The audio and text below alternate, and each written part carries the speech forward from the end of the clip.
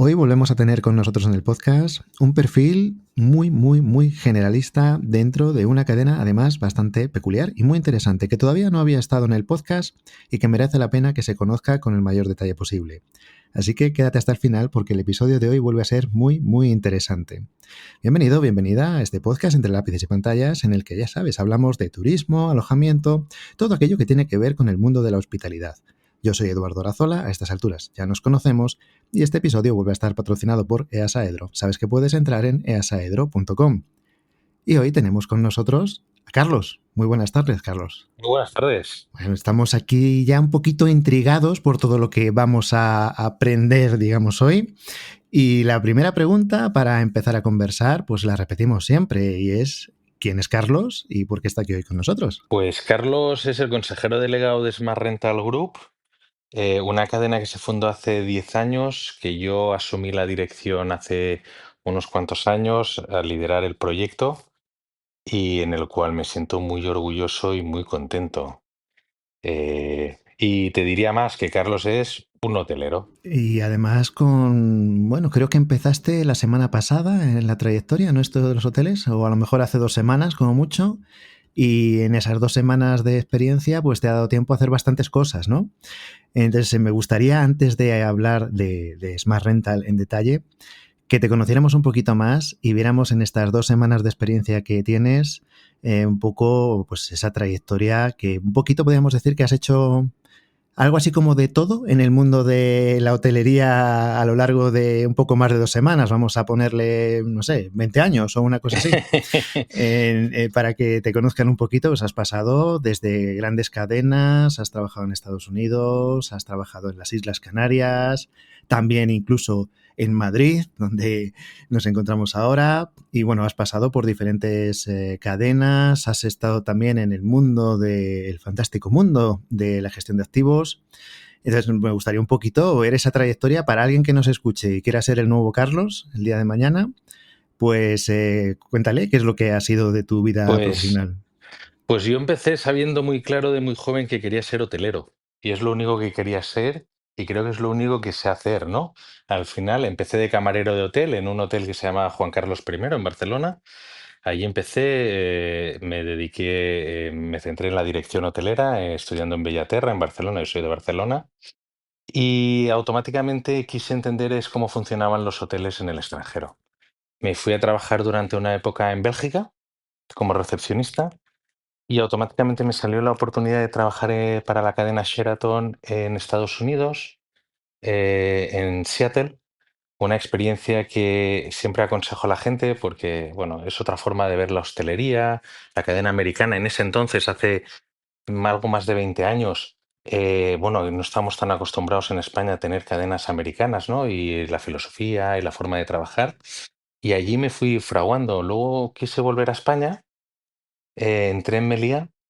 Allí pasé una época en algunos hoteles de Meliá en España, luego me fui al Meliá White House, un referente, y fui creciendo en el sector. He dirigido varios hoteles. De hecho, aquí hacemos un puntito porque el Meliá White House, si es el que yo tengo en mente, está en Londres. Correcto. Y sí que hago esta pausa porque muchas de las personas que han pasado por aquí por el podcast, que han tenido una trayectoria brillante en el mundo de la hotelería, hacen un cierto punto en que se han formado mucho en su etapa inglesa.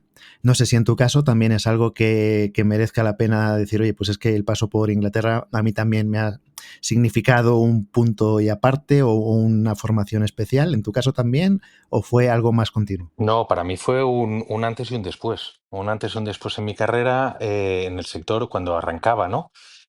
Allí es un hotel que es un hotel escuela, digámoslo así, en el cual te fraguas muy grande y con muchos cambios.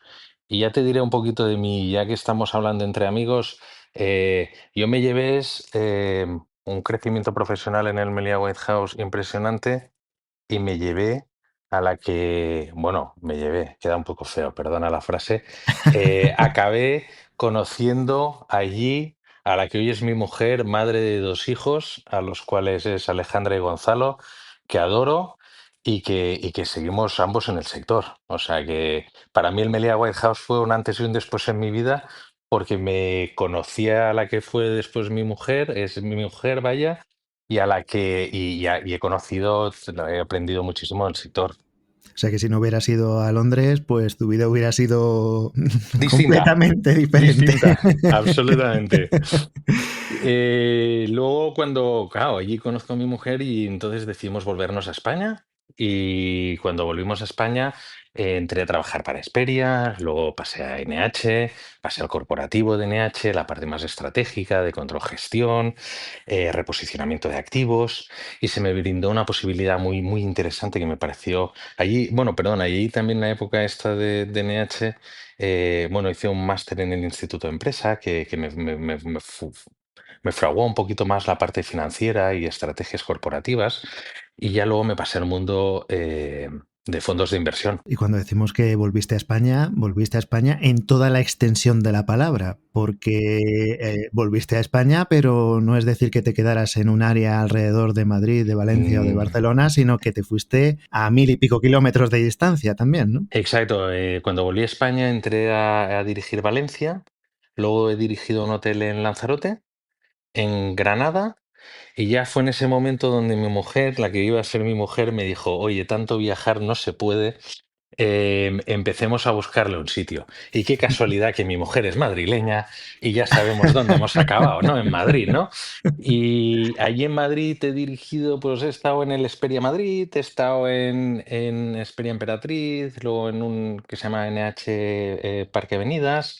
Y luego me pasé a la corporativo de TNH, donde tengo que decir que disfruté muchísimo y donde aprendí en unos momentos donde coincidí pues, bueno, con grandes profesionales, en unos momentos donde estábamos reposicionando marcas, reposicionando activos, cambiando la estrategia de la compañía y fue muy interesante. Fue una etapa en la cual aprendí toda la parte de reforma, reposicionamiento de activos y estrategia, ¿no? De compañía, pérdidas y ganancias, pero más a nivel corporativo, donde yo estaba en la división de España y Portugal, y bueno, fue muy, muy, muy interesante, muy interesante. Allí me surgió la posibilidad de dirigir dos fondos de inversión del Banco Edmund de Rothschild en Luxemburgo, dos fondos que nos dedicábamos es a comprar activos hoteleros, reposicionarlos, reformarlos, conceptualizar el producto, buscarles un operador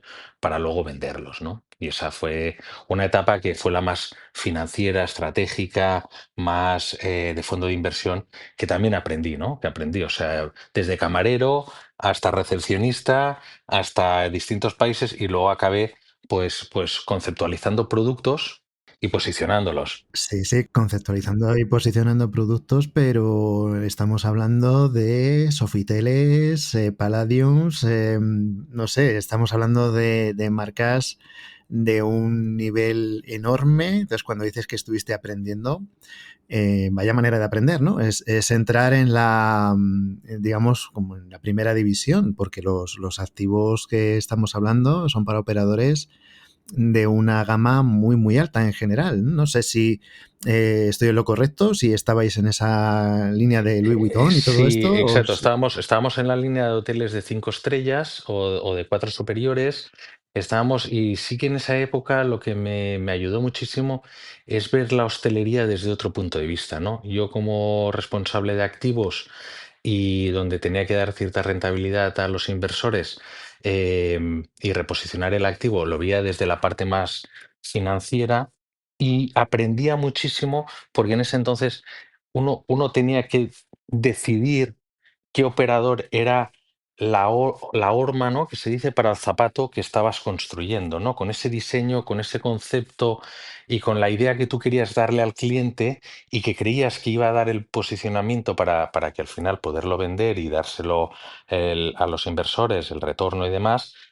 Cuál era la marca ideal, ¿no? Entonces, sí es cierto que allí me permitió es tener mucho contacto con Marriott, con grandes directivos de Marriott para poner varios Marriott. Allí puse pues en Sheraton en Milán, eh, aprendí muchísimo del presidente de Accor, de Sebastián Bazán, y allí pude trabajar mucho con, bueno, para poner activos, pues hemos hecho pues un M-Gallery en Bruselas, un Sofitel en Bruselas, M-Gallery en Viena, hice el Hyde de Londres, luego hicimos un nuevo hotel en París.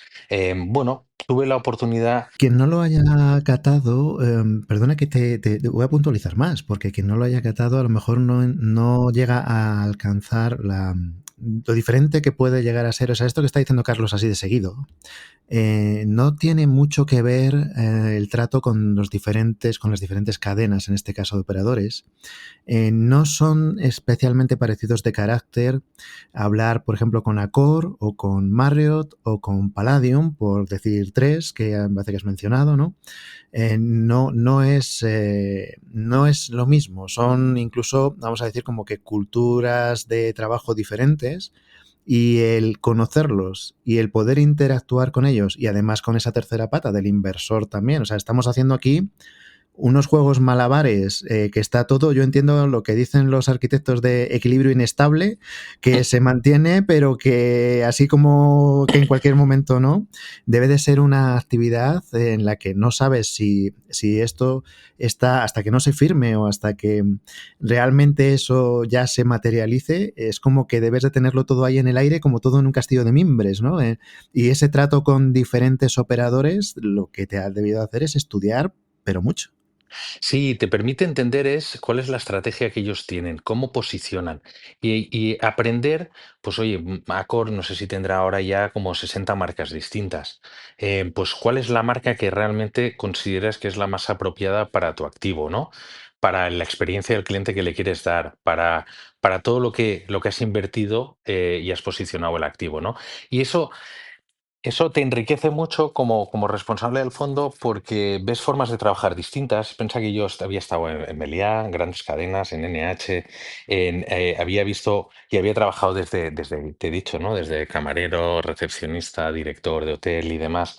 Y ves otras formas de trabajar, ¿no? Ves otras formas de trabajar de otras cadenas que son mucho más globales o son globales, con otras formas, otras mentalidades, y eso te permite, ¿no? Y otras estrategias, ¿no? Otras estrategias que las vas viendo y ya no solo cuando asignas al operador al activo, sino es cómo el operador está operando el activo, pues vas aprendiendo su revenue, sus formas de gestionar, ¿no? Aquí en España hice un activo, hicimos cuando estamos en el fondo un activo el cual me encanta verlo. Vivo en Madrid y cuando paso por delante me da el corazón y además lo dirige una persona que conoces tú muy bien, que ha pasado por aquí, ¿no? Por este podcast, que es el Bles de Madrid, ¿no? El Ujú, Bles de Naira González. Madrid, exacto, dirigido por Naira, que me parece es, una persona especial en el sector. Em, pues bueno, empezamos un proyecto hace casi algo más de 7 años, con varios socios y entre ellos el fondo que yo estaba dirigiendo, y compramos el activo, conceptualizamos el producto con Lázaro, conceptualizamos un poquito cuál era la experiencia, lo que queríamos darle al cliente, qué creíamos que a Madrid le faltaba, ¿no? De hotel de lujo, un hotel de lujo un poco distinto, ¿no? Ujú. Con la bolera, cuando empezamos, oye, ¿por qué no ponemos aquí una bolera, no? Y empezábamos, ¿y por qué no ponemos un clandestino dentro del clandestino del no sé qué? Y cuando empezamos a dibujar todas estas cosas, ¿no? Luego nos tocó el momento ¿y a quién se lo damos, no? ¿Quién es a quién le damos que nos cuide a nuestro hijo, ¿no? Y que lo haga crecer, lo haga desarrollar. ¿Quién será el mejor, ¿no? Para cuidar. En ese momento tomamos la decisión del equipo de Palladium, ¿no? Y del cual, oye, el producto, quien pase por Madrid, ya lo verá. De hecho, los dos Bles que hay, uno está en Ibiza, otro está en Madrid, Ujú. tienen un reconocimiento actualmente, pues, el más alto posible, pero me imagino que en ese momento sí que es verdad que es un hotel que, para ser un hotel de 5 estrellas, es un tanto diferente. Entiendo que en ese momento, cuando dices, bueno, vamos a ver a quién le encaja mejor, también Palladium debió de echarle un tanto de valor para decir, oye, pues va a ser mi segundo hotel, creo que es el segundo hotel, ¿no? De los dos Bles. Fue el primero. Sí, me acuerdo esas reuniones de negociación con Abel, con todo. con Jesús Sobrino y con todo el equipo, pues oye, al principio, claro, nosotros, yo era el cuidador, ¿no? Del activo, ¿no? Junto con el equipo que teníamos, éramos el cuidador del activo. ¿Y a quién le vas a dar a tu hijo, no? Y empezábamos, y esa marca, no sé, va a ser, va a ser, va a ser. Y decíamos, ya, pero no es nada, no, no, hoy no es nada. Y ahora verlo después de 7 años, ¿no? Verlo que es conocido, que no para de ganar premios Lo y bien que pues cuadra y gracias al todo. equipo, ¿no? Gracias al equipo que lo dirige y el operador, dices, bueno, pues mira, a veces cuando dejas ese granito de arena y dices, mira, hemos participado, ¿no? En ese proyecto, pues bueno, es un honor, ¿no? Sí, Y sí, que no te ya, pones nervioso cuando pasas por delante, sino que dices, hombre, anda, pues mira qué bien.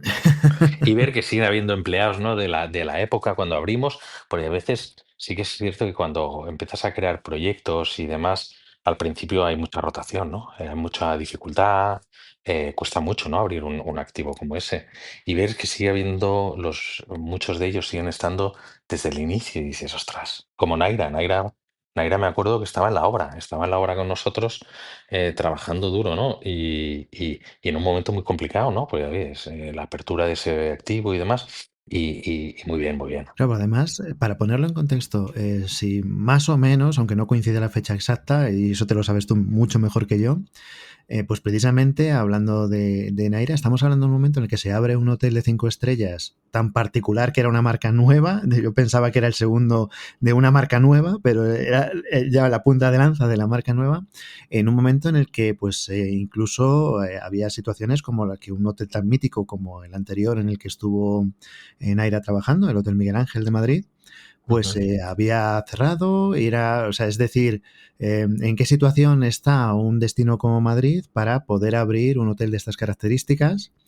Y claro, y que no encaja, corrígeme si me estoy equivocando, no encaja a la perfección con otras marcas y entonces tiene que haber ahí es casi casi como que la marca creada para el activo o el activo que encaje con una marca nueva y veo como algo de tirarse a la piscina, ¿no? De todo el mundo que ha participado ahí, de decir, venga, hombre, que sí, que tira, que esto se hace, que se hace, ¿no? Debe de haber un cierto punto ahí de arrojo, ¿no? Me imagino ese tipo de negociaciones que al final todo el mundo dijera, venga, pues que sí, que venga, que al final que sí, ¿no? Que salga el sol por donde salga, que esto va a cuadrar, ¿no? Claro, ahí nosotros teníamos claro que queríamos un producto lifestyle, que queríamos un producto de lujo, pero que queríamos un lujo distinto. No queríamos el lujo, y no quiero que nadie me malinterprete, ¿no? Porque al final hoy hay productos para cada cosa, ¿no? Pero el producto que nosotros queríamos, no queríamos un artista, queríamos un DJ, queríamos que fuese Ujú. canalla, que fuese transgresor, pero que fuese muy hedonista y que se trabajase mucho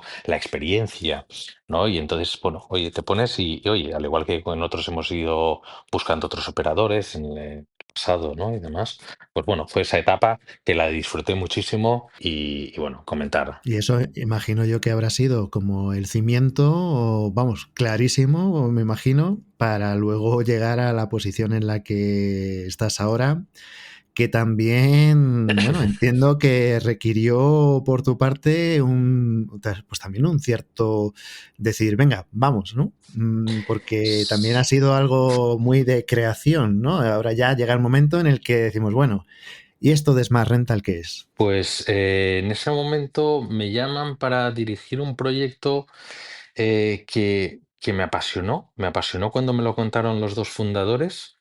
Me creía que era un diamante en bruto y que tenía unos cimientos muy buenos y me tiré la manta en la cabeza y me pasé como consejero delegado de Smart Rental, una cadena en la cual nos dedicamos hoy, ya después de estos años, nos dedicamos no, consideramos, o sea, todo, digámoslo así, el equipo que hemos ido formando, el equipo, absolutamente todo el mundo en la central y en los equipos somos hoteleros y creemos que el hotelero es la persona más idónea para tanto operar cualquier activo hotelero como para gestionar el residencial, activos residenciales. Y ahora lo explico un poquito más, ¿no?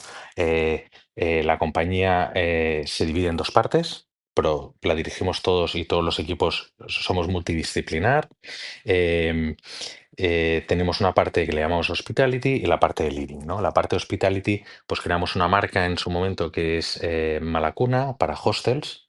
una marca de hostels que hoy la tenemos presentes es en 3 países, 6 activos en 3 países. Bueno, entendíamos que era un proyecto interesante. Tenemos apartamentos turísticos automáticos con la marca Smarter, que son automáticos absolutamente, porque hay clientes que lo que quieren es ese tipo de producto, como luego tenemos la Smart Rental Collection, que es la marca más premium, donde tienes todos los apartamentos, el beneficio de un apartamento turístico, pero como con todos los servicios de un hotel, ¿no? Fuimos creciendo, dijimos, oye, ¿por qué no nos dedicamos a los hoteles? Bueno, oye, pues fuimos cogiendo, creamos la marca KEA. Hoy me encuentro abriendo justamente, grabando contigo ya esta conversación en Oporto, porque estamos abriendo nuestro primer hotel en Oporto de la marca KEA. Aquí ya teníamos apartamentos turísticos, pero ahora ya abrimos hotel. Y entonces, pues bueno, IKEA es una marca lifestyle, transgresora, que la tenemos presente tanto en Canarias como en Hungría, Oporto, Madrid y en unos meses abriremos es Atenas también. Hemos ido Fenomenal. creciendo. Y esto sería para la parte de lo que le llamamos el hospitality. Luego operamos es una cadena que se llama Livit, que es la marca que utilizamos para co-living. Entendemos que hay necesidades alojativas y que el sector está migrando a, bueno, hoy vemos públicamente, ¿no? En los medios y demás que hay unas necesidades alojativas. Hoy creo que operamos unas 1.500 habitaciones en co-living.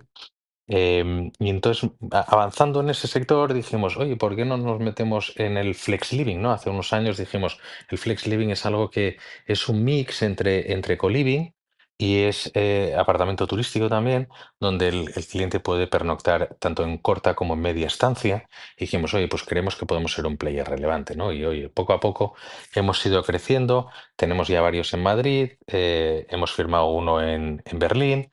Estamos construyendo otro en Atenas. Pues bueno, la marca, que es con la marca suyo, vamos creciendo, ¿no?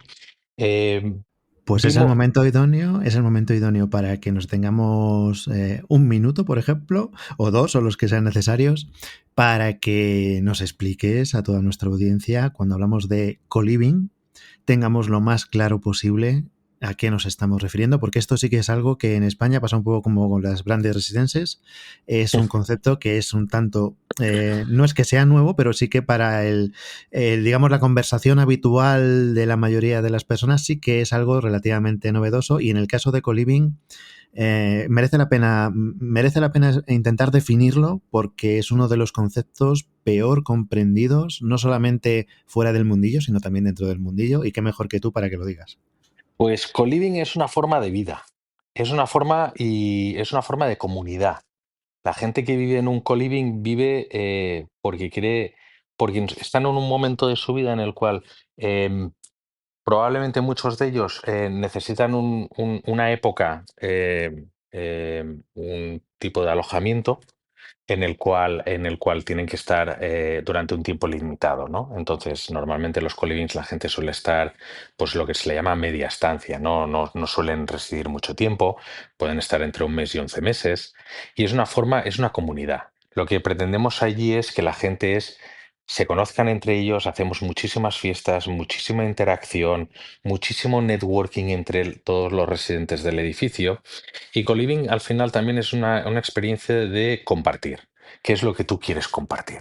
Oye, mira, yo no comparto mi habitación, pero sí que quiero compartir es el baño o las zonas comunes o la cocina, el no sé qué. Y donde nosotros intentamos generarles es actividades dentro del co-living y actividades también dentro de la ciudad, ¿no? Para que todos se conocen.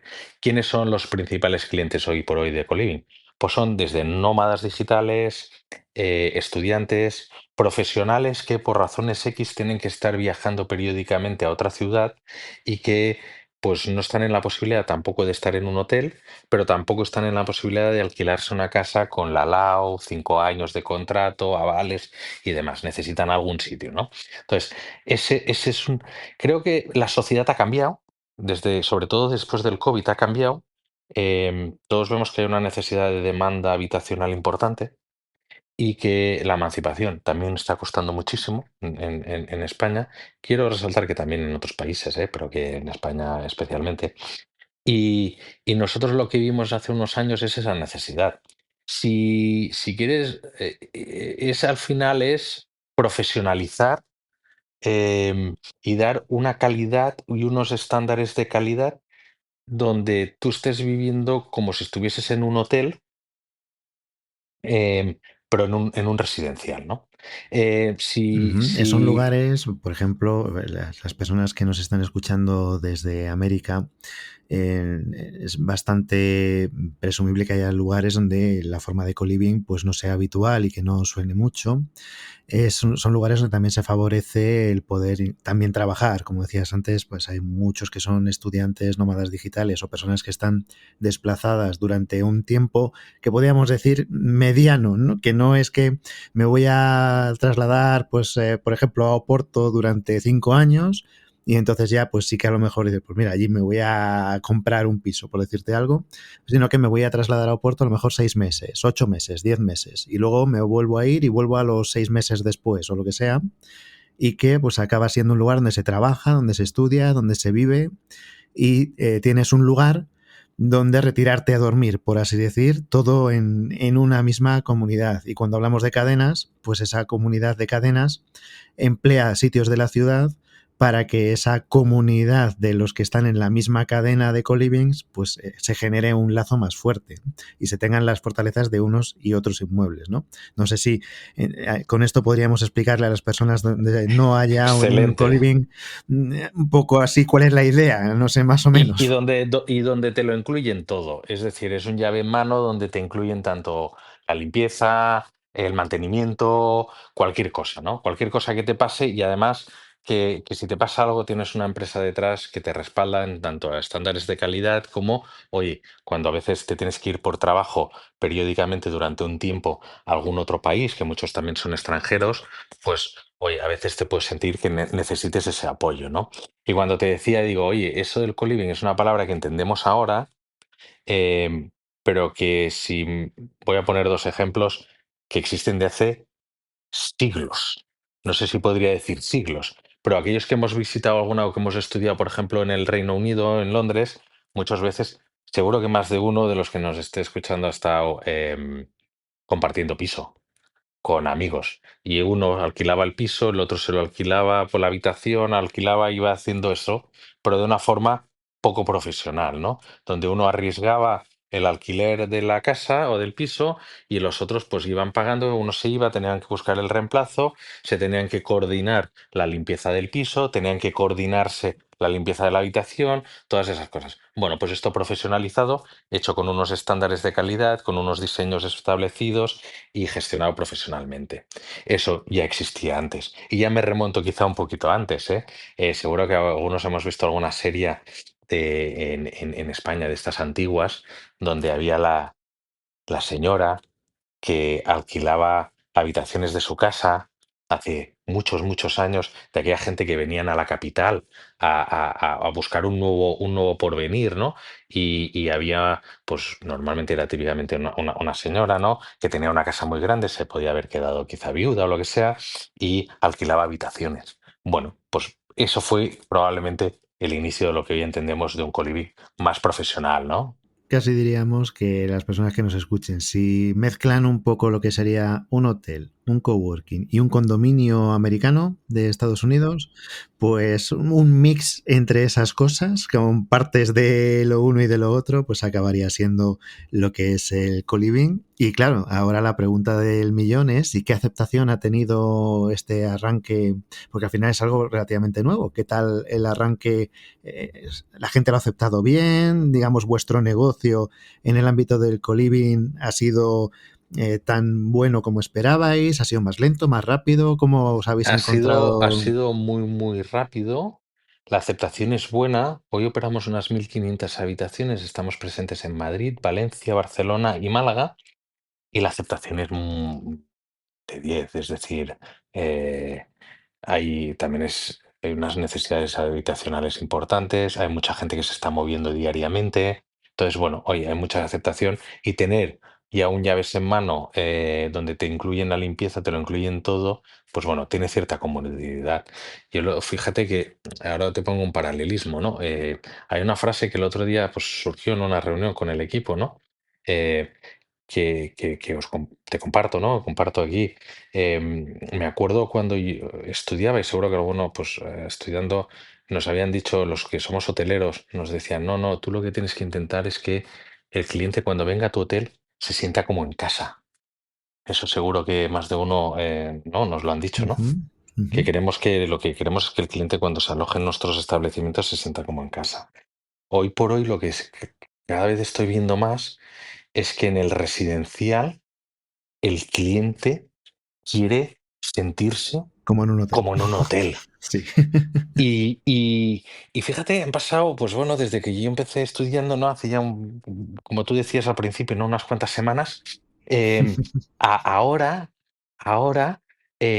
cada vez más veo cómo el hospitality y el living se están uniendo, donde cada vez más la gente quiere el living, tener la experiencia misma de un hotel donde ya tenga la limpieza incluida, el mantenimiento, las cosas, los servicios, que me hagan actividades, que si puedo tener un restaurante abajo que me dé servicio, donde pueda tener una serie de comodidades, porque luego viene el nuevo modelo que está ahora más popular y que empieza y que le veo un futuro muy importante, es el flex living, ¿no? Que es esto que te decía, ¿no? La mezcla del co-living con apartamentos turísticos, ¿no?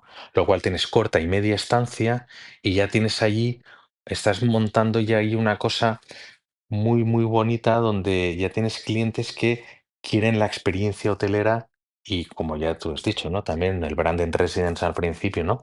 Que, que cada vez más vamos a eso, ¿no?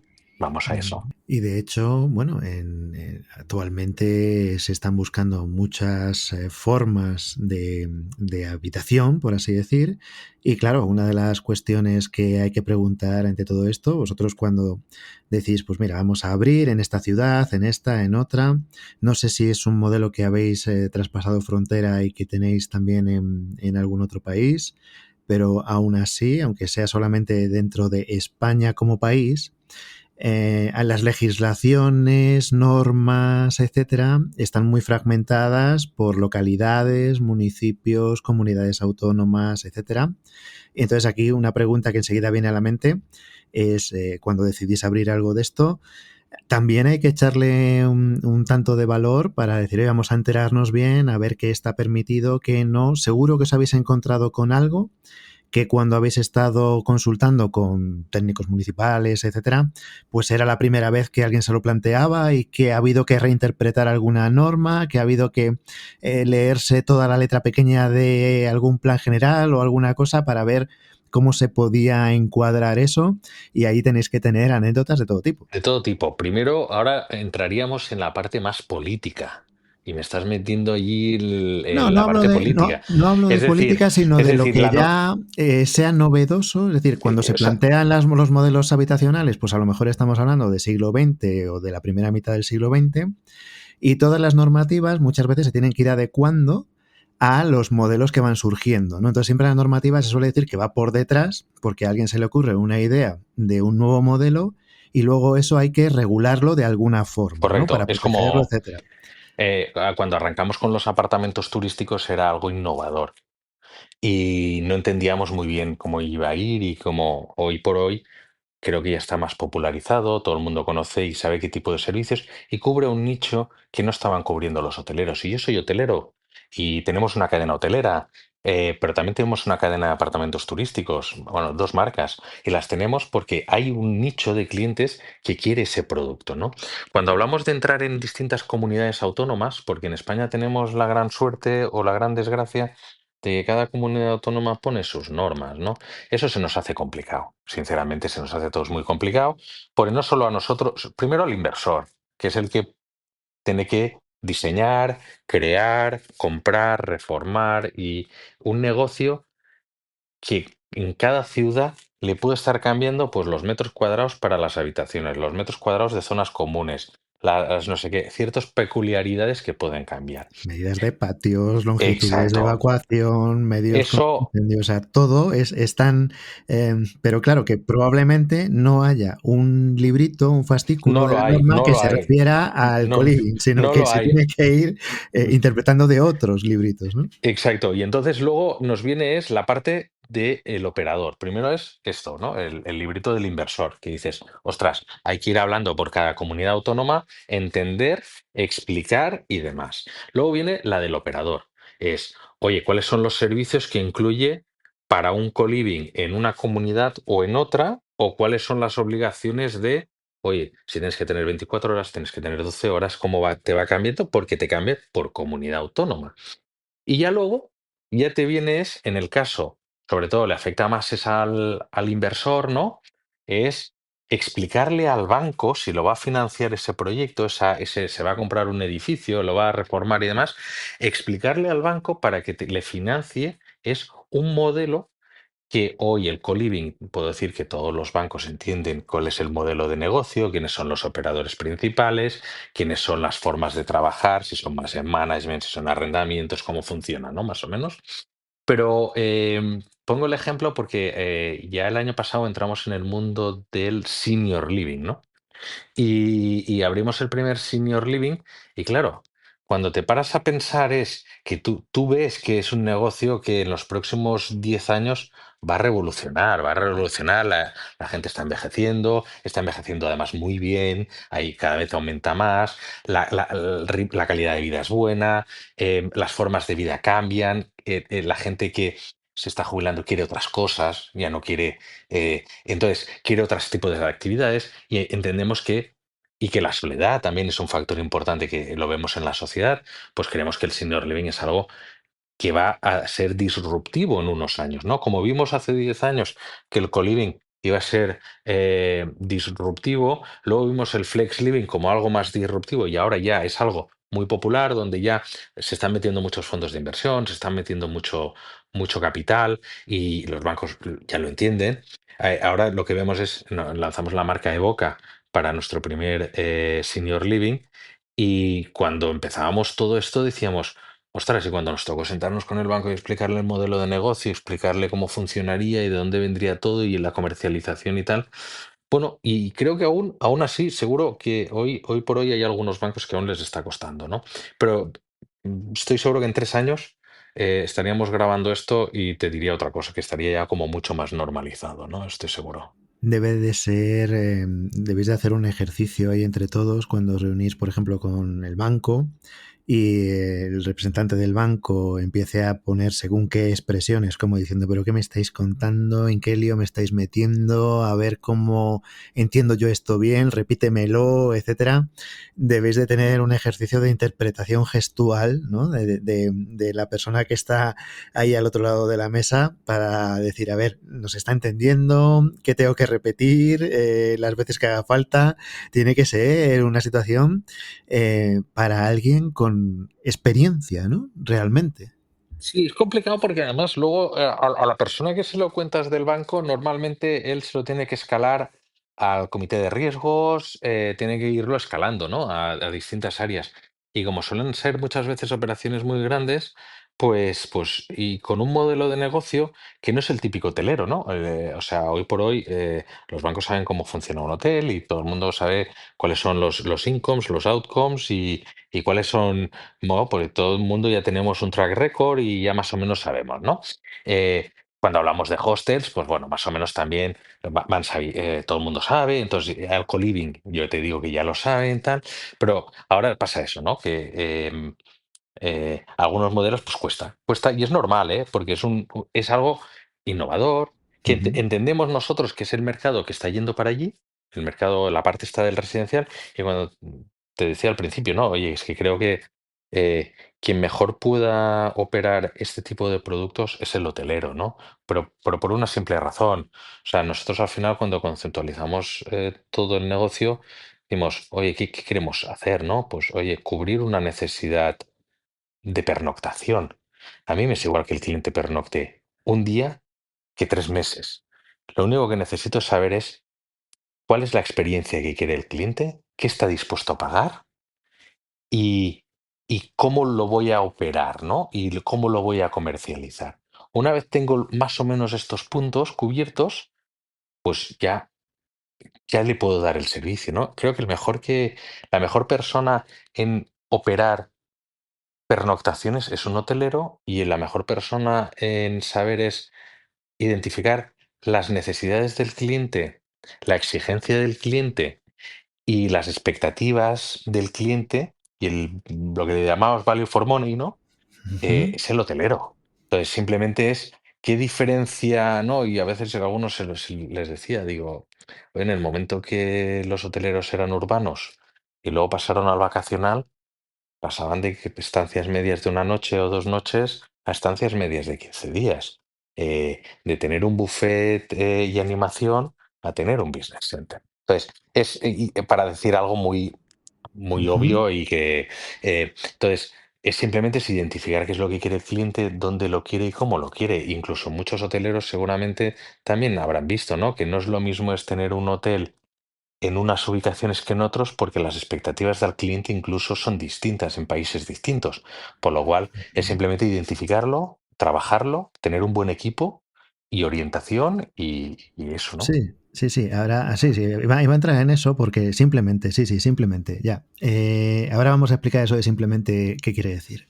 Porque cuando se piensa, imaginemos, ¿no? Una reunión ahí, pues de los fundadores de Smart Rental, ¿no? Ahí con Carlos, y decir, mira, aquí somos todos hoteleros, todos sabemos perfectamente cómo funciona un hotel, sabemos abrir hoteles, hemos hecho, pues como decíamos antes, desde Sofitel hasta Louis Vuitton, todo esto lo tenemos completamente controlado. ¿Qué vamos a hacer? Pues otra cosa distinta. Ahora que tenemos controlado cómo se hacen hoteles, pues vamos a hacer co-livings, vamos a hacer otra cosa que nos va a complicar la existencia. Pues en términos operativos, pues todo lo que nos estaba explicando Carlos hasta ahora, pues es una complicación enorme y uno piensa que este tipo de decisiones en las películas, pues son estos jóvenes que están en un garaje y que revolucionan el mundo en una idea genial, pero llevar esto a cabo, yo me imagino que requiere lo primero de una cierta trayectoria y una cierta experiencia. Entiendo que estos saltos, digamos, en el vacío, no en el vacío, pero me voy a complicar la vida un poquito más, pues si no se tiene una experiencia, una base clara, es difícil. No es el perfil que te pintan tanto en las películas para poder llevarlo a cabo, ¿no? Y la segunda parte que te quería preguntar es, porque precisamente tenéis que conformar equipos y esto tiene que ser algo complejo, la parte de recursos humanos, cómo generar ese perfil para que la gente trabaje con vosotros y que tenga la calidad que buscáis. Son dos preguntas en una, ¿no? El perfil del que decide dar el salto y luego cómo hacemos para generar bien estos perfiles de las personas que tienen que llevar a cabo el servicio, ¿no? Creo que lo primero es escuchar el mercado. Y cuando hablo de escuchar el mercado, tanto el hotelero, o el hospitality como el living, ¿no? Escuchar el mercado, qué está sucediendo fuera. Cuando abrimos la ventana, abrimos la puerta, ¿qué está sucediendo? Solo falta abrir las noticias y empezar a escuchar, ¿no? Y empiezas a escuchar qué está sucediendo, ¿no? En el mercado. Y, y eso ya te da un olfatillo, ¿no? Luego tener muchas ganas y ser muy ágil, ¿no? Ser muy ágil y tener muchas ganas en tirarte a la piscina y decir, oye, yo creo que aquí hay algo que se pueda hacer, se pueda mejorar la sociedad, podamos dar, al final lo que intentamos hacer es, oye, vemos una demanda, cobramos esa demanda. Nosotros no la inventamos la demanda. Nosotros lo único que escuchamos es que hay un run run de demanda que no está cubierta y le intentamos dar un producto a esa demanda, ¿no? A una solución, ¿no? A esa necesidad. Entonces, y nada, el equipo directivo de la compañía puede tener la mejor visión, la mayor celeridad, pero sin el personal y los equipos que lo forman y que no vamos a ningún sitio. O sea, tengo la suerte de tener un super equipazo que automáticamente cuando vemos en el equipo directivo cualquier idea de desarrollo, de crear, de entrar en alguna ciudad que quizá a veces tendríamos dudas o lo que sea, y te dicen, oye, nada, sí, lo vemos, vamos todos. Y venga, y nos tiramos todos a la piscina. Me acuerdo el primer activo que abrimos cuando la compañía decidimos hacerla internacional. Eso fue un cambio, ¿no? En la compañía, por internacionalizar la compañía tanto mental como de perfiles de equipo, pues es es un reto, ¿no? Y tengo que decir que ha sido de los retos probablemente más complicados, ¿no? Empezar a pensar en otros países, en otras formas y demás, ¿no? Y, y cuando firmamos el primer activo en Hungría, ostras, nos tiramos todos nos apasionó, vimos el activo, nos moló, vimos el potencial y allí nos tiramos todos. Y allí nos tiramos todos. Luego empezamos a descubrir que, yo qué sé, cosas que no habíamos pensado, ¿no? Pero al final lo que tenemos bueno, o lo que tenemos que tener todos bueno, es ser muy ágiles en las tomas de decisiones, escuchar el mercado y ser muy ágiles. Ser muy ágiles en tomar la decisión. Porque muchas veces nos hemos equivocado, pero tenemos que ser ágiles en girar el barco, hacia el lado. El problema llega cuando o tomas la decisión de entrar en un país o de crear una línea de negocio y cuando la estás creando, no estás a la vez escuchando y moviendo el timón del barco, porque si es cierto que de lo que teníamos en mente cuando empiezas al producto que al final acabas siendo, pues va cambiando, va cambiando. Ujú. Y el camino entiendo que también irá cambiando. Es decir, que a lo mejor te pensabas que esto requería tres trámites y luego pues requiere cinco, o requiere seis, o hay que esperar a que uno vaya detrás de otro, o todas estas cosas de detalle que hasta que no te metes en ello, tú lo puedes tener muy claro, como suelo decir, en el Excel, en la hoja de cálculo, pero luego la realidad empiezan a surgir detalles y los detalles pueden ser muchas veces bastante, digamos, decisorios, ¿no? Antes decíamos el tema de comunidades autónomas en el caso de España y lo estábamos un poco planteando para los temas de co-living y que decíamos que te podían cambiar los metros cuadrados necesarios o lo que fuera. También es interesante comentar de pasada, aunque ya dedicaremos un episodio a hablar de esto, que para quien no más o menos lo esté manejando, es lo mismo que ocurre para la adjudicación de las estrellas de los hoteles, ¿eh? Que cuando se habla de que un hotel tiene 3, 4 o 5 estrellas, también hay un componente local muy importante y en algunos sitios para la consecución de la cuarta o de la quinta estrella, pues tienes unos requisitos que son diferentes de lo que pueda pasar 150 kilómetros más allá o más acá. Es decir, que no es algo extraño que ocurra solamente en el área de co-living, sino que es algo que afecta a cualquiera de los activos que se estén llevando a cabo. Yo entiendo que vosotros empezaríais, por el modelo este que tenéis, empezaríais mirando ciudades con un cierto nivel de población y también de intuyendo, no sé si intuyendo, entiendo que algo más comprobando con afluencia de personas que no vivan en la ciudad, ¿no? Como decías antes, pues gente que visite, ¿no? Ciudades que tengan bastantes visitas. Entiendo que por ahí estaréis centrados, pues eso, en urbes más del tipo, pues a lo mejor, pues en España como Madrid, Barcelona, y en los países que vais abriendo, pues Oporto, por ejemplo, entiendo que a lo mejor en Portugal, pues Lisboa, o que si te vas a Alemania, pues Berlín, Múnich, o lugares que tengan esa característica. Te- te- Supongo que te- es un poco así. Sí, más o menos es así. Al final tenemos que identificar es la demanda, dónde está la demanda y meternos a cubrir esa demanda. Te diría que la suerte que tenemos, que tenemos distintos modelos de negocio distintos, porque desde un hostal hasta un hotel o apartamentos turísticos en la parte del hospitality o en la parte del living, pues residencias de estudiantes, senior living, flex living o co-living. Entonces, por ejemplo, no en todas las ciudades entramos con todas las marcas o con todos los productos. Hemos abierto, por ejemplo, recientemente con la marca Lemonade nuestro primer residencia de estudiantes en Santiago de Compostela, Ujú. un destino donde teníamos muy claro que hay una demanda de necesidad habitacional para estudiantes. La Universidad de Santiago cada vez es más importante. Ujú. Los Erasmus en España cada vez están subiendo más. La necesidad habitacional de gente joven estudiantil es muy grande en muchas ciudades en España y entre ellas eran Santiago de Compostela. Pues ahí hemos entrado con eso, ¿no? En Portugal, por ejemplo, tenemos un hostel en Peniche, que es una playa que está entre Oporto y Lisboa. Espectacular, una playa que aconsejo a todo el mundo ir, sobre todo al que le guste el surferos, ¿no?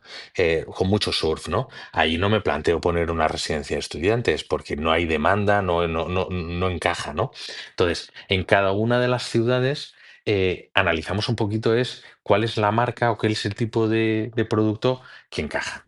¿Y tú crees que en el futuro, esto es sacar un poco la bola de cristal, en el futuro esta variedad de marcas que tenéis, crees que tenderá a unificarse, a mantenerse o a diversificarse cada vez más? Mira, yo creo que las marcas que tenemos se mantendrán y porque al final cada marca es un modelo de negocio distinto. Lo que sí que en mi bola, te diría, es que creo que cada día más vamos a ir mezclando más lo que es el hotelero y el living. Y llegará un momento que no sabrás o que te sea igual dónde te estés alojando mientras la experiencia es la que tú quieres. Antes hablabas de las estrellas. Para mí, y creo que la gente joven, quizá de una generación más joven que por lo menos la mía, creo que cada vez las estrellas le importan menos. Quieren ver cuál es el comentario en TripAdvisor, cuál es el en Booking, la puntuación en Booking y demás, y si la experiencia, y luego lo ven en redes sociales y ven que tienen un rooftop espectacular, que hay unos DJs que van, hay unas sesiones, unas obras de arte, hay una gastronomía molona, les es igual que sea una estrella que 5 estrellas. Lo que quieren es la experiencia, el rollo, la ubicación, el value for money. Eso es lo que creo que cada vez está variando más el tema de la histeria. Y creo que llega un momento en el cual empezaremos a mezclar eh, el flex living con apartamentos turísticos, con la parte hotelera ya. A veces ya hay gente que en vez de escoger un hotel, escoge apartamentos turísticos porque le encaja más por su modelo de viajar, por la ubicación, por X factores, le encaja más. Como otros salen de apartamentos turísticos y van a hotel, porque les encaja más. Entonces, llegará un momento, y ahora el otro día hablaba del hostel, ¿no? Que a veces es el gran desconocido y que creo que tiene un futuro muy interesante, donde eh, muchas cadenas están optando muy bien, por el lujo, por ir a gamas de lujo, donde en España estamos viendo que los ADRs no paran de subir y estamos viviendo un momento muy, muy, muy importante, ¿no? Pero la gente no para de viajar y va a seguir viajando, pero al final llegará un momento que tendremos que ir bajando un poquito a las expectativas de cada uno, ¿no? Y el hostel que antes teníamos en mente, aquellos que tenemos cierta edad, nada tiene que ver con los hostels de ahora, ¿eh? Los hostels no siempre se comparte habitación, que a veces hay la idea esta de es que tengo que compartir litera. No, no. En el hostel normalmente en muchos hostels solemos tener esas habitaciones individuales y donde en el hostel se trabaja mucho más que en otros probablemente líneas de negocio es el rollo, la experiencia, el lobby, las zonas comunes, la interacción entre los residentes y es algo que gusta, ¿no? Y cuando nos metimos en el hostel pensábamos que sería para gente joven y cada día veo más es familias y gente mayor. Gente de una edad, digamos, de la mía, ¿no? Que tengo 44 años, ¿no? Donde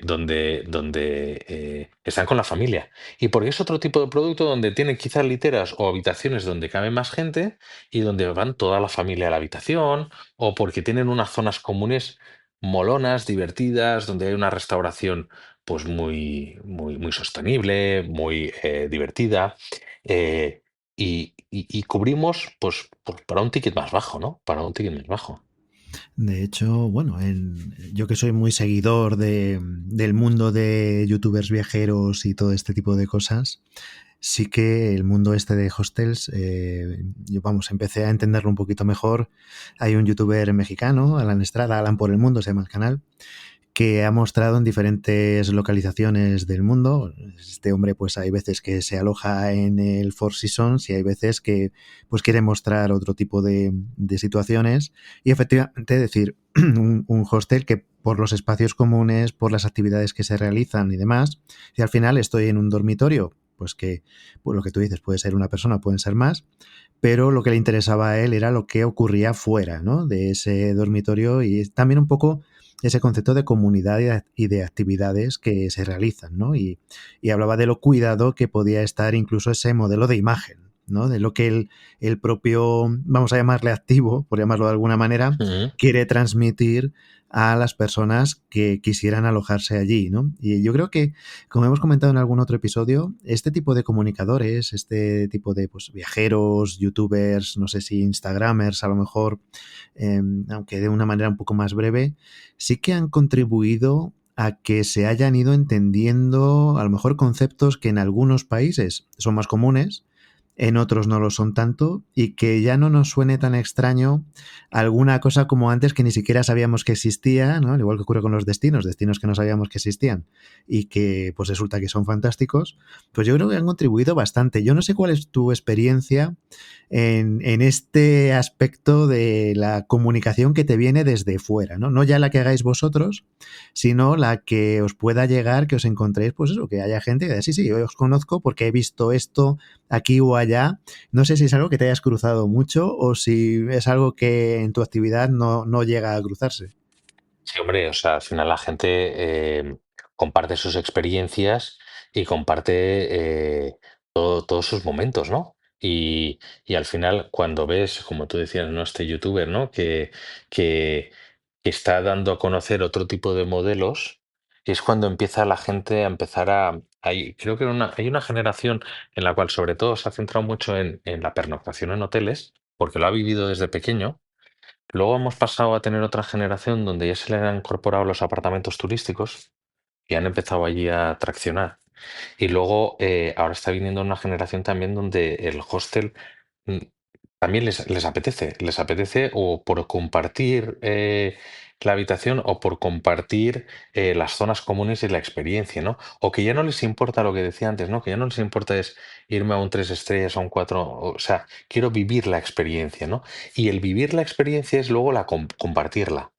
Y como al final la comparten, empieza allí a haber un caldo de cultivo que es interesantísimo, interesantísimo. Y tirando de toda tu experiencia ya dilatada de estas 2 semanas, sí que hay una curiosidad que quisiera pues eso, saciar con tu presencia aquí.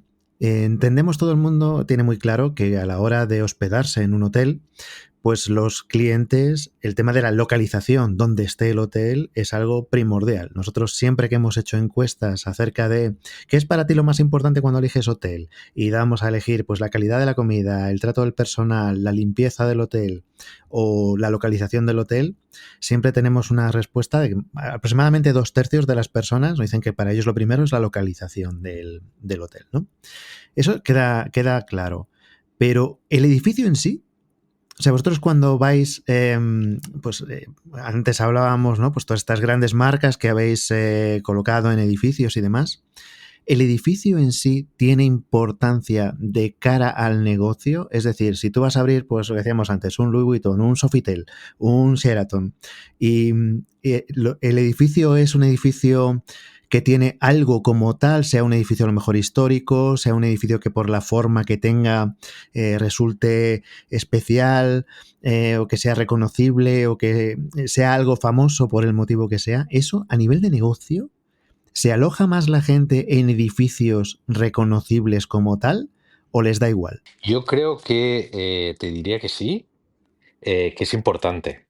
No, pero no es importante por lo bonito que pueda ser el edificio también, que también, sino por el storytelling que luego tú como hotelero le vas a dar al edificio y a la experiencia del cliente. Tú vas a coger ese hecho. Pues por ejemplo, yo que sé, pues como he dicho antes, he hecho algunos hoteles, pues Sofitel tiene una marca que se llama Sofitel Legend. Los Sofitel Legend son edificios muy especiales donde han pasado cosas en la historia, ¿no? Y de allí le sacan un storytelling. un storytelling y una experiencia al cliente donde el cliente está en un hotel donde se firmó el tratado de no sé qué o donde ha sucedido un hecho muy relevante histórico y toda tu experiencia va en torno gastronómica, de personal, de decoración, de todo, va enfocado a ese momento, ¿no? A ese momento, ¿no? La ubicación es muy importante y yo no seré el que diga lo contrario. El edificio por el exterior o la parte histórica será importante. No es todo, no es todo, pero sí que es importante. Luego también nos sucede es que en muchas ocasiones cuando creamos es saber es a veces le llamamos el hotel destino, ¿no? Si el hotel es destino, ¿no? Ujú, A veces cuando estás conceptualizando un producto, bueno, si ya tienes la ubicación, tienes el envolvente y ha sucedido algo allí, pues hombre, ya tienes parte recorrido, ¿no?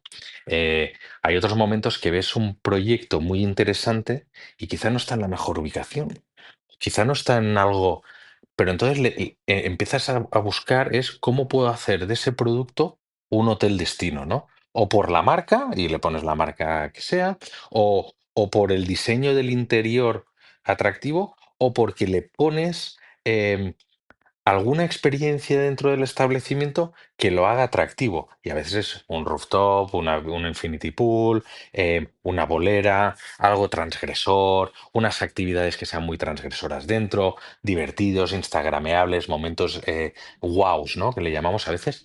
Pues ujú. eh, que no siempre, la ubicación es importante, ¿eh? Pero luego es la experiencia y lo que le puedas dar dentro al cliente es lo que le va a premiar.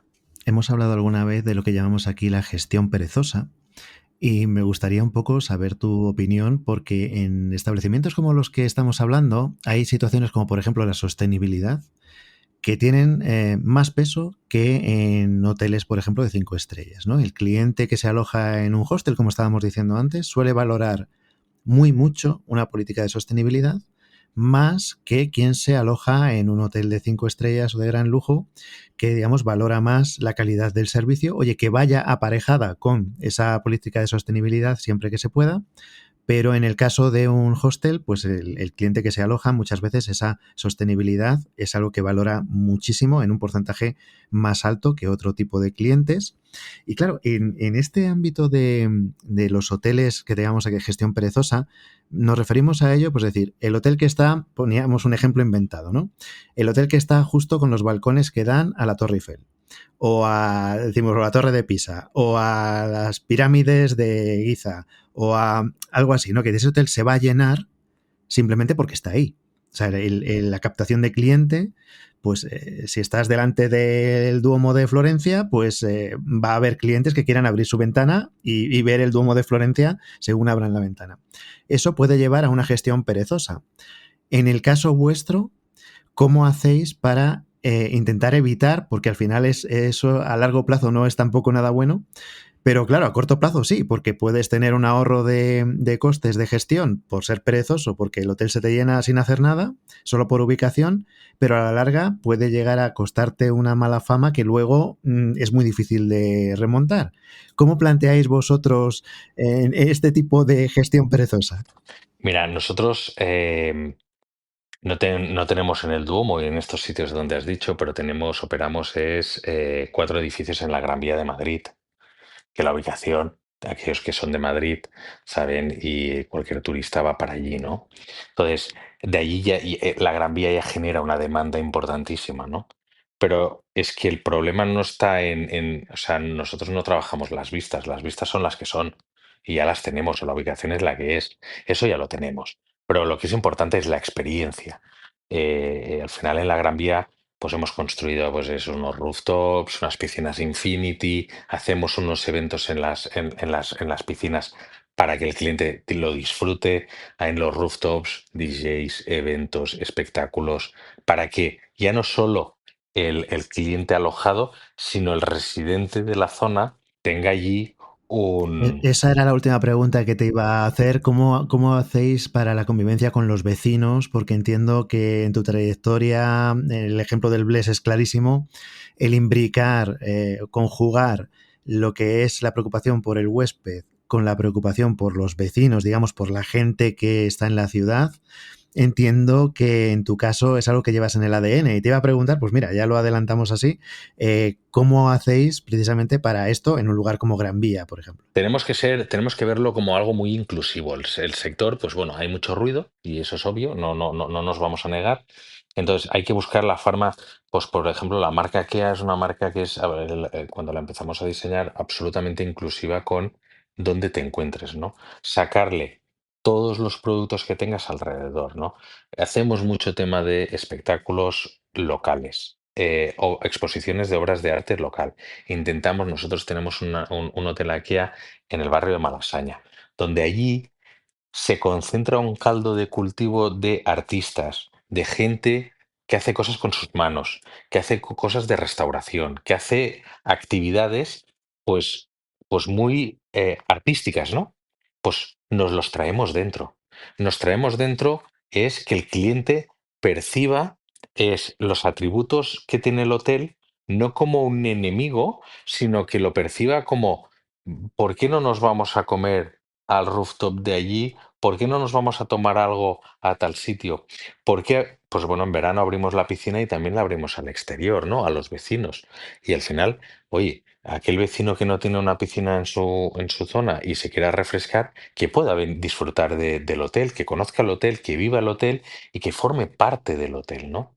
Y eso es lo que intentamos, ¿no? Y intentamos siempre es identificar qué es lo que quiere el cliente, el turista, cuando viene a la ciudad y se aloja en uno de nuestros establecimientos, qué quiere percibir de la ciudad y qué podemos hacer para que aquellos negocios que hayan alrededor nuestro, pues, bueno, ofrecerles que también puedan participar, ¿no? Que puedan participar en exponer sus obras de arte, que el cliente internacional pueda ver sus obras de arte, pueda ver en lo que ellos son buenos, ¿no? Y de hecho, aquí la última pregunta sería, te lo voy a poner, vamos a vestirla de forma fácil, la pregunta. De todos los sitios donde vosotros trabajáis, ¿habéis detectado que en algún sitio sea más fácil contratar al personal que en el resto? Buf, lo del personal es un mundo que nos daría para unas cuantas horas. Por eso no entro en el detalle, sino, oye, pues no te voy a preguntar dónde más difícil, sino al contrario, ¿habéis encontrado pues, por casualidad que en alguno de los lugares donde estéis os haya resultado más fácil contratar al personal de los inmuebles? Yo, yo creo que es complicado siempre, en todos. Te diría que siempre es dónde es más complicado, ¿no? Pues, por ejemplo, en Canarias, en las Baleares, nos es más complicado. Eh, te podría decir que nos es quizá menos complicado en ciudades como Madrid. ¿Pero por qué? Porque en Madrid hay muchísima más gente es menos estacional, es distinto, ¿no? Hay otro tipo de perfiles, ¿no? Tanto en cuanto a, bueno, perfiles en general, ¿no? Allí pero aún así es muy complicado. Entraríamos también no es lo mismo ciertas posiciones dentro del sector. Primero dentro del establecimiento hay posiciones que tienen más rotación que otras y son más complicadas de encontrar que otras. Incluso en la vertical, ¿eh? El otro día escuchaba a un hotelero que decía que él había detectado que en los activos de lujo el personal se sentía más identificado y se sentía más suyo, ¿no? Y tenía menos rotación. Oye, a mí me pasa algo curioso también que en el hostel, por ejemplo, el personal tengo menos rotación y se siente más identificado. Fíjate, y son dos polos muy opuestos, ¿no? Y dices, onda, pero porque en el hostel, por ejemplo, lo que me estás diciendo es que el personal tiene que ser probablemente un poquito más cercano, o sea, menos barreras, como no hay el lujo y hay menos fraseología, menos la cercanía y permite pues tocar, permite estar mucho más cerca de un hostel, la gente quiere la comunidad, el pasárselo bien y estar como un poquito más cerca, ¿no? Esa cercanía, ¿no? Pues oye, pues allí no sé, ¿eh? En los hostales, pues nos sucede esto, ¿eh? Complicado, está el sector muy complicado. Se puede identificar algún punto más difícil, pero no más fácil, ¿no? Por así decirlo. Exacto, exacto, eso sí, eso sí. Pues oye, yo creo que hemos sido capaces en esta horita de ilustrar suficientemente bien para aquellos que tengan interés en seguir profundizando en ello. Dejaremos un enlace en las notas del programa para que quien quiera pueda profundizar un poquito más. ¿Cuál sería la página web que debieran visitar para saber un poquito más de todo esto? Bueno, yo propongo la de Smart Rental Group, donde allí pues exponemos tanto la filosofía de la compañía, quienes formamos la compañía y explicamos todas nuestras verticales. Y probablemente será la única página web que yo sepa donde tanto puedes tener desde hostales, hoteles, apartamentos turísticos, un co-living, un senior living, una residencia de estudiantes, todo reservado desde una misma página web. O sea que tiene que haber algo que cuadre con la persona que lo esté Éxito. visitando, sí o sí. Y oye, pues las personas que nos han escuchado, pues, que como siempre hayáis pasado un buen rato y hayáis, yo creo que incluso en el episodio de hoy, pues aprendido a lo mejor algo que no nos sonaba tanto. Y a Carlos, pues darle la bienvenida por primera vez al podcast, como decimos siempre, porque lógicamente tiene tanto de lo que hablar que evidentemente le volveremos a invitar en el futuro y si le cuadra el calendario, el horario y le apetece, pues nos visitará de nuevo en este podcast. Y como siempre, esperar, Carlos, que hayas pasado un rato por lo menos ameno con nosotros y que te apetezca volver en el futuro. Encantado, encantado. Muchísimas gracias. Pues a todos los demás, hasta el próximo episodio, que lo paséis bien.